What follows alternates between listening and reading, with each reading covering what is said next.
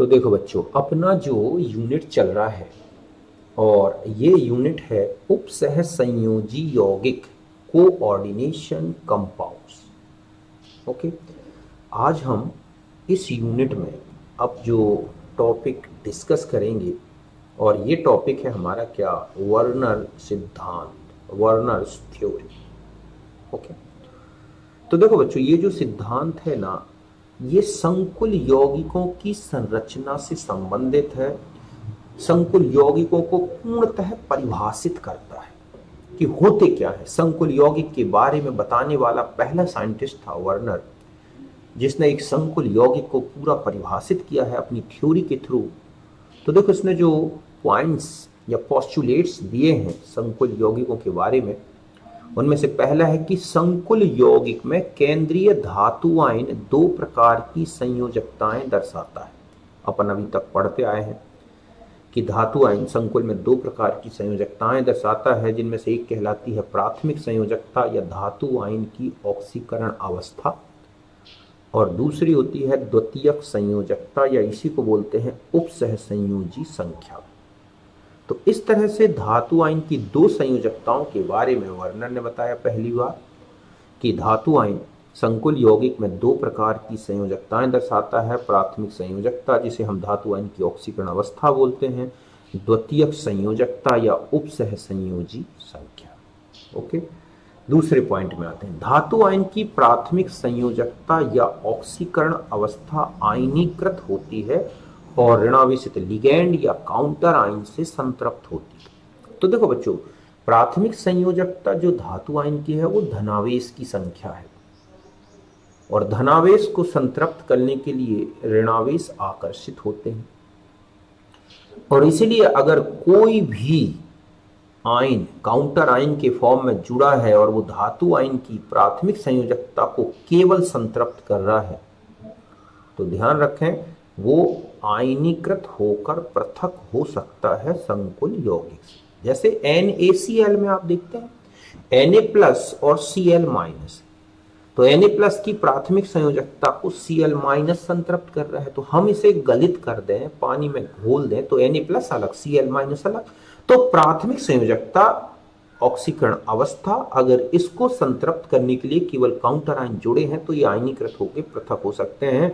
इस तरह से प्राथमिक संयोजकता आयनीकृत होगी, लेकिन द्वितीयक संयोजकता आयनीकृत नहीं होती और लिगैंड द्वारा संतृप्त होती है। मतलब समझ रहे हो आप कि अगर कोई भी ऋणायन, कोई भी जो लिगैंड है, अगर वो द्वितीयक संयोजकता को संतृप्त कर रहा है तो वो कभी आयनीकृत नहीं होगा।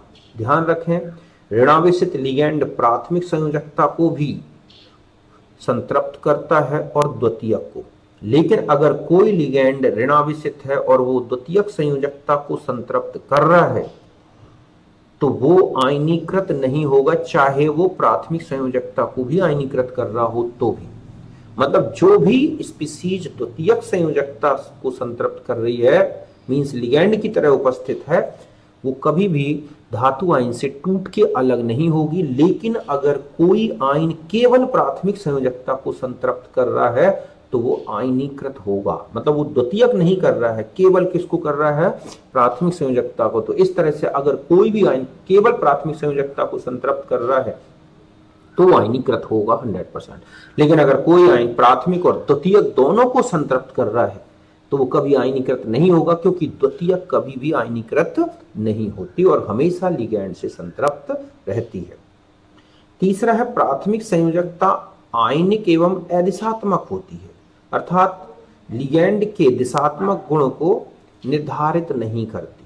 मतलब ये होता है कि जो प्राथमिक संयोजकता है वो आयनिक संयोजकता है और आयनिक बंध है, और आयनिक बंध बनने के लिए किसी भी प्रकार की दिशा की आवश्यकता नहीं है बच्चों, क्योंकि एक प्लस है तो माइनस किसी भी डायरेक्शन से आके जुड़ सकता है। समझ गए ना?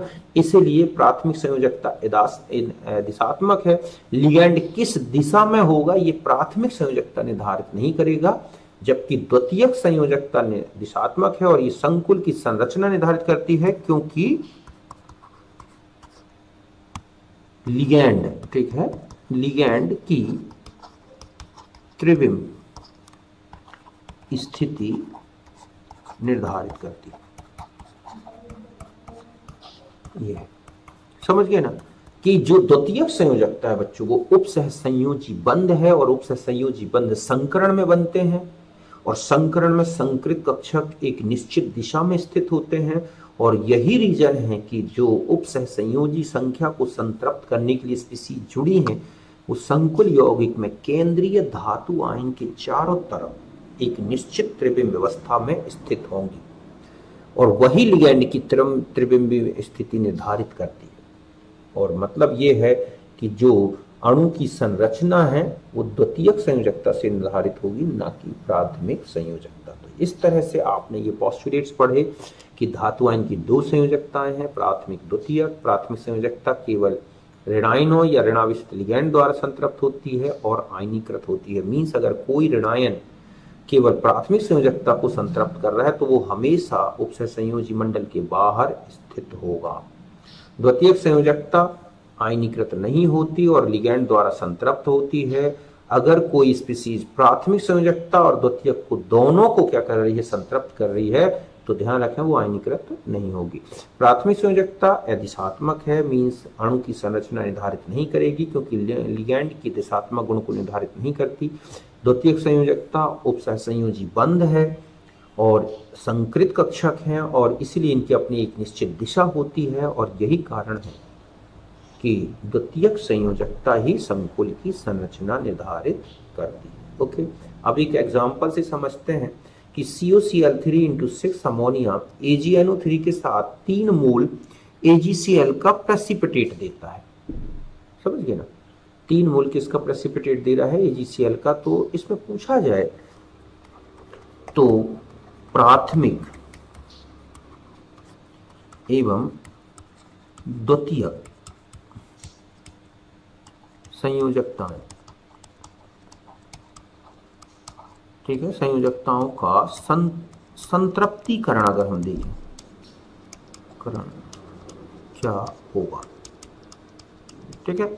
तो देखो यहां पर COCl3 × 6 अमोनिया, हम जानते हैं कि धातु आयन की ज्यादातर मैक्सिमम उपसह संयोजी संख्या 6 होती है और यहां पर जो 3 क्लोराइड है वो टोटली प्रेसिपिटेट होंगे। देख ध्यान से सुने कि अगर तीनों क्लोराइड COCl3 में जो हैं वो तीनों प्रेसिपिटेट हो रहे हैं, इसका मतलब आयनीकृत हो रहे हैं।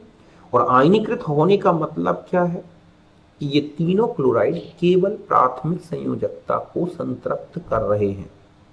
अगर इनमें से एक भी क्लोराइड द्वितीयक संयोजकता में पार्टिसिपेट करता तो वो आयनीकृत नहीं होता और वो AgCl का अवक्षेप नहीं देता। यहाँ 3 मोल AgCl का अवक्षेप आ रहा है, इसका मतलब है कि तीनों क्लोराइड आयनीकृत हो रहे हैं और तीनों क्लोराइड आयनीकृत होने का मतलब है कि तीनों क्लोराइड कोबाल्ट की प्राथमिक संयोजकता मींस ऑक्सीकरण संख्या को संतुलित कर रहे हैं और इस तरह से कोबाल्ट 3+ आयन बनेगा। तो यहां पर जो संरचना होगी और द्वितीयक संयोजकता में आप देख रहे हैं कि 6 है और 6 अमोनिया है, तो 6 के 6 अमोनिया जो है इस तरह से द्वितीयक संयोजकता को संतृप्त करेंगे। तो इस आधार पर जो संकुल है वो हो गया CONH3 Cl3। यहां Cl केवल एक काउंटर आयन है और अमोनिया एक लिगैंड की तरह। टोटल अमोनिया लिगैंड्स हैं और क्लोराइड काउंटर आयन्स हैं। और इस आधार पर हम कहेंगे कि जो कॉम्प्लेक्स का स्ट्रक्चर है ये ऑक्टाहेड्रल, जिसमें 6 के 6 अमोनिया लिगैंड जुड़े हैं जो कि प्राथमिक संयोजकता को संतृप्त कर द्वितीयक संयोजकता को संतृप्त कर रहे हैं और क्लोराइड्स केवल प्राथमिक संयोजकता को संतृप्त कर रहे थे। यहीं पे लिखा है मैंने, द्वितीयक संयोजकता NH3 से संतृप्त है, प्राथमिक संयोजकता Cl से संतृप्त है। ओके, अब अगला ये है कि COCl3 × 5 अमोनिया 2 मोल AgCl का अवक्षेप देता है। COCl3 × 4 अमोनिया 1 मोल AgCl का है और इसमें कोई AgCl का अवक्षेप नहीं आता।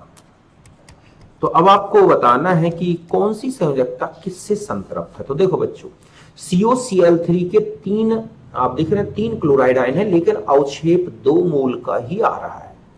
इसका मतलब आप समझ रहे हो कि केवल 2 ही क्लोराइड प्राथमिक संयोजकता संतृप्त कर रहे हैं, इसलिए वो आयनीकृत होकर बाहर निकल रहे हैं और वो AgNO3 के साथ अवक्षेप दे रहे हैं।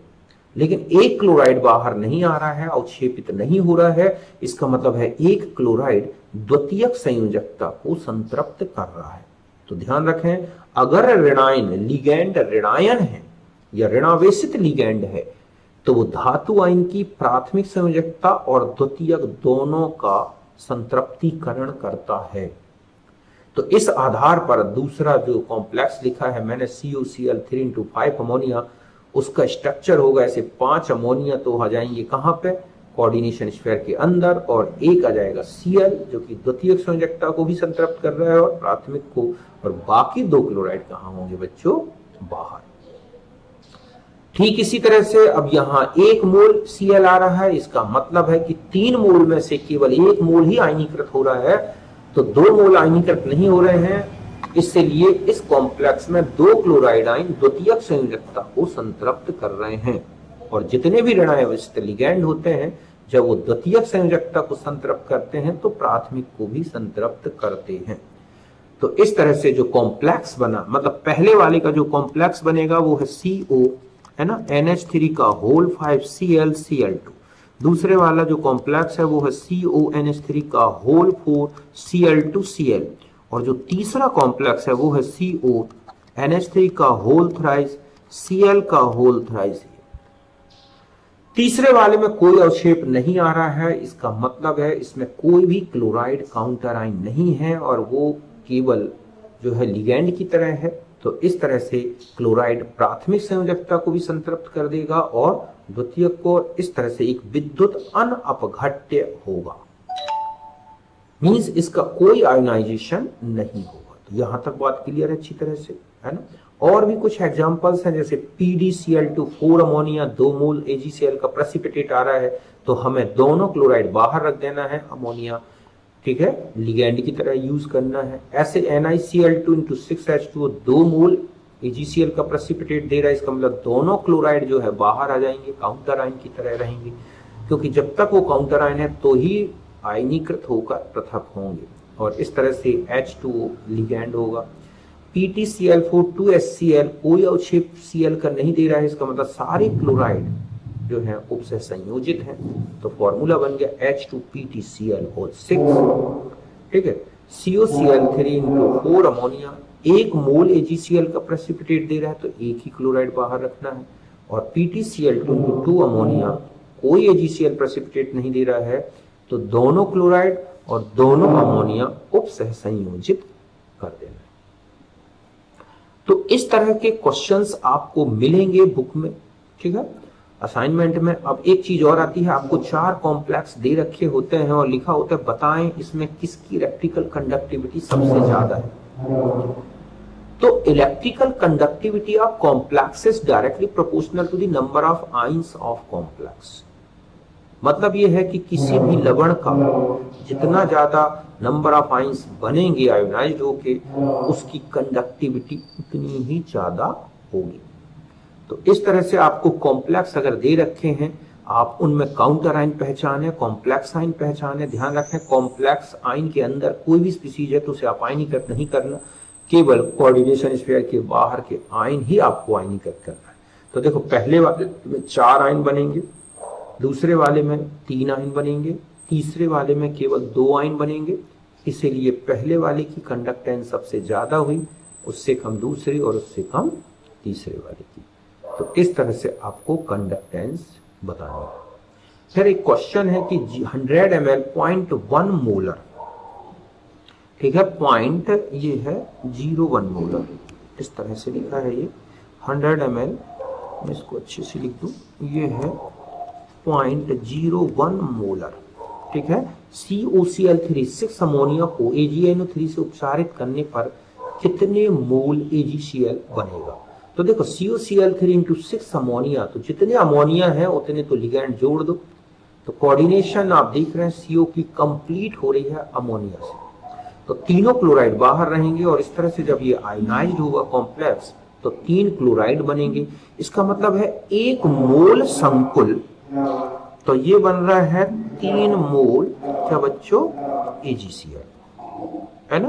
कि जब हम संकुल का 1 मोल ले रहे हैं तो हमें 3 मोल AgCl मिलता है। तो हमें ये देखना है कि हमारे पास कुल कितना मोल संकुल है।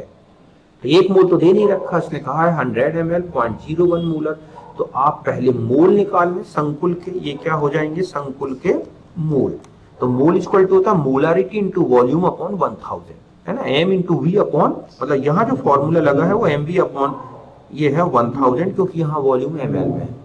तो मोल आ गए 0.01। तो 1 मोल से 3 मोल AgCl, तो 0.01 मोल से 0.03 मोल AgCl हमें प्राप्त होगा।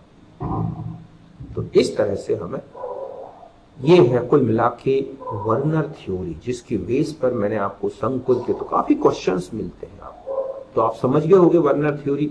तो वर्नर ने पूरा एक कॉम्प्लेक्स को परिभाषित किया है कि क्या होती है प्राथमिक संयोजकता, क्या होती है द्वितीयक संयोजकता, प्राथमिक किससे संतृप्त है, द्वितीयक किससे संतृप्त है, कितने आएंगे, टूट के अलग होंगे, कौन नहीं होगा।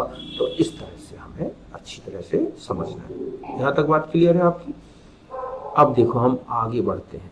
अब हम आ जाते हैं संकुल यौगिकों का IUPAC नामकरण।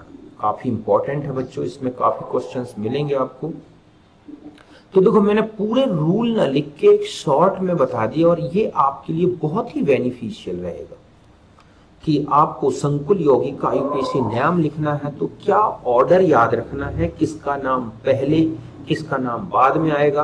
तो देखो हम जानते हैं कि संकुल यौगिक 2 प्रकार के आयन बनाते हैं, एक ऋणावेशित संकुल आयन और एक क्या बनता है बच्चों धनावेशित संकुल आयन। तो पहला पॉइंट मैंने लिखा है कि अगर संकुल आयन ऋणावेशित है, ऋणावेशित संकुल आयन बनता है, ठीक है, कि अगर आपने किसी संकुल का आयोनाइजेशन करके देखा और उसका जो संकुल आयन है वो ऋणावेशित बनता है, तो देखो रूल क्या है लिखने का। सबसे पहले संकुल के काउंटर आयन का नाम लिखना है, इसकी संख्या नहीं लिखनी बच्चों कि K4FeCN6 है तो हम टेट्रा पोटेशियम लिखें, केवल संकुल का क्या याद रखना है नाम। तो सॉरी काउंटर आयन का नाम लिखें पहले, फिर इसके बाद लिगैंड संख्या का पूर्व लग्न, मतलब है कि लिगैंड संख्या में कितने हैं, 2 हैं तो डाई यूज करें, 3 है तो ट्राई यूज करें, 4 है तो टेट्रा, 5 है तो पेंटा, 6 है तो हेक्सा। तो लिगैंड संख्या का पूर्व लग्न प्रीफिक्स लिखें। फिर इसके बाद लिगैंड का नाम लिखें, अगर एक से ज्यादा लिगैंड्स हैं तो उनको अंग्रेजी वर्णमाला क्रम में लिख दें, नहीं तो एक ही प्रकार का लिगैंड है तो सिर्फ लिगैंड का नाम लिख दें। फिर धातु आयन का नाम लिखें। अब यहां पर देखें अगर संकुल आयन ऋणावेशित है बच्चों तो धातु आयन के नाम के अंत में ATE लगेगा, जैसे फेरम फेरेट, निकल निकलेट, platinum Palatinate, cobalt cobaltate, aluminium aluminate, इस तरह से। फिर इसके बाद आपको रोमन अंकों में, ठीक है, रोमन अंक में आपको क्या लिख देना है, छोटे से ब्रैकेट में वो लिखना है प्राथमिक संयोजकता।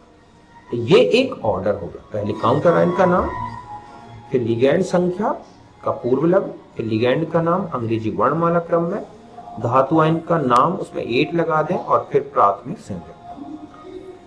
यदि लिगैंड के नाम में ही डाई ट्राई शब्दों का यूज हुआ हो, मतलब कई बार ऐसा होता है जहां लिगैंड के नाम में ही आपको डाई ट्राई दिखेगा, जैसे डाई एथाइलिन ट्राइअमाइन, एथिलीन डाइअमाइन, है ना, साइक्लोपेंटा डाइएनाइलाइन।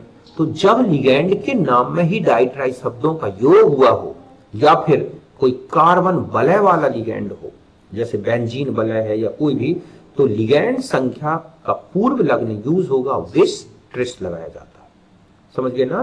तब हमें लिगैंड संख्या का जो पूर्व लग्न लेना है वो विस ट्रिस टेट्राकिस इस तरह से यूज होगा। पहले मैं बता दूं कि किन धातुओं के नाम क्या लिखे जाते हैं। निकल है तो निकलेट, कोबाल्ट है तो कोबाल्टेट, मैग्नीज है तो मैग्नेट, है ना, मरकरी है तो मर्क्यूरेट, एजी है तो सॉरी प्लेटिनम है तो प्लेटिनेट, एजी है तो अर्जेंटेट, समझ गए ना। तो इस तरह से 8 लगाएंगे लिगैंड के नेम। अगर लिगैंड संकुल आयन बनाता है, मतलब संकुल आयन ऋणावेशित है, तो ही धातु के नाम में ये परिवर्तन है। जैसे K4FeCN6 तो नेम हो गया पोटेशियम हेक्सासाइनोइडो, साइनाइड है तो साइनाइडो फेरेट 2, देखो पहले पोटेशियम मतलब ये जो है काउंटर आयन हो गया, समझ गए ना। हेक्सा ये हो गया लिगैंड संख्या का पूर्व लग्न, फिर ये हो गया लिगैंड का नाम, ये हो गया धातु का नाम, और ये हो गई प्राथमिक संयोजकता। यहां फेरेट क्यों लग गया, क्योंकि ध्यान रखें काउंटर आयन अगर लेफ्ट में लिखा है ना तो हमेशा धातु आयन के नाम के अंत में एटीई लगा दें। H2PtCl होल 6 तो हम लिखेंगे हाइड्रोजन हेक्सा क्लोराइडो प्लैटिनेट 4, तो हाइड्रोजन मतलब काउंटर आयन, ठीक है, हेक्सा मतलब लिगैंड का पूर्व लग्न, क्लोराइडो लिगैंड का नाम, प्लेटिनम प्लैटिनेट, संयोजकता निकाल के लिख लो 4, प्राथमिक संयोजकता। ऐसे लिखा है पोटेशियम ट्राई ऑक्सालेटो एल्यूमिनेट, तो पोटेशियम ये काउंटर आयन, ठीक है, ट्राई मतलब 3, ऑक्सालेटो लिगैंड का नाम, एल्यूमिनेट एल्यूमिनियम में 8 लग जाएगा, और संयोजकता प्राथमिक 3। अब यहां देखो CONH3Cl ये है, तो पोटेशियम काउंटर आयन। अब ये दो प्रकार के लिगैंड, अमोनिया भी है और क्लोराइड, तो हमने लिखा डाई एमीन, अल्फाबेटिकल ए पहले आएगा, फिर क्या है इसके बाद डाई अमाइन, और सॉरी यहां पर है टेट्रा आएगा बच्चों, डाई, मैं इसको फिर से लिख दे रहा हूं पूरा नाम अच्छे से देखो, इसका नाम हो जाएगा पोटेशियम, ठीक है, डाई अमाइन और टेट्रा, ठीक है, ये है टेट्रा क्लोराइड, क्या लिखोगे, यहां आ जाएगा टेट्रा क्लोराइडो, और फिर हो जाएगा कोबाल्टेट, और आएगा फिर क्या थर्ड। तो यहां पर अंग्रेजी वर्णमाला क्रम ध्यान रखें, जब आप संकुल आयन का नाम लिखें तो इस पूरे नाम में गैप नहीं आना चाहिए शब्दों के बीच में, मतलब हेक्सा क्लोराइडो प्लैटिनेट, भले काउंटर आयन और संकुल आयन के नाम के बीच में गैप आएगा, लेकिन पूरे कॉम्प्लेक्स के संकुल आयन के नाम में ये परिवर्तन नहीं आना चाहिए, मतलब उनके बीच में कोई गैप नहीं आना चाहिए। तो आप अच्छी तरह समझ गए, इस तरह से अगर ऋणावेशित संकुल आयन है तो ये ऑर्डर होता है नामकरण का। अब आता है संकुल आयन धनावेशित होने पर या फिर उदासीन होने पर। संकुल आयन धनावेशित है, ये कैसे पहचानोगे, तो ध्यान रखें काउंटर आयन हमेशा जो कोऑर्डिनेशन स्फीयर है, उससे संयोजी मंडल है, उसके राइट में लिखा होता है। तो इसमें क्या करना है आपको, सबसे पहले लिगैंड संख्या का पूर्व लग्न नाम लिख देना है, फिर लिगैंड का नाम अंग्रेजी वर्णमाला क्रम में लिखना है, ठीक है, फिर धातु आयन का नाम, कोई परिवर्तन नहीं करना, धातु आयन के नाम में आपको कुछ भी चेंज नहीं करना, जो होता है वही लिख देना है। फिर प्राथमिक संयोजकता वही रोमन अंकों में, किसमें लिखना है, रोमन अंक में जो आती है, ठीक है, और फिर आपको लिखना है काउंटर आयन का नाम। ध्यान रखें काउंटर आयन की संख्या को व्यक्त नहीं करते, संकुल आयनों की संख्या को व्यक्त नहीं करते। अब जैसे ये है CONH3 होल 6Cl3, तो देखो लिगैंड संख्या हो गई हेक्सा, अमोनिया है तो अमीन, ठीक है, तो ये हो जाएगा, इसको लिखेंगे जब हम तो ये हो जाएगा हेक्सा अमाइन, ठीक है, तो हेक्सा मतलब पूर्व लग्न संख्या का, लिगैंड संख्या का, अमाइन अमोनिया है इसलिए अमाइन, कोबाल्टेट कोई चेंज नहीं किया मैंने, थर्ड इसकी वैलेंसी आएगी, और फिर क्लोराइड काउंटर आयन क्लोराइड, हमने ट्राई क्लोराइड नहीं लिखते, केवल क्लोराइड, जैसे पोटेशियम सल्फेट लिखते हैं K2SO4, तो हम डाई पोटेशियम सल्फेट नहीं लिखते, सीधा पोटेशियम सल्फेट लिखते हैं।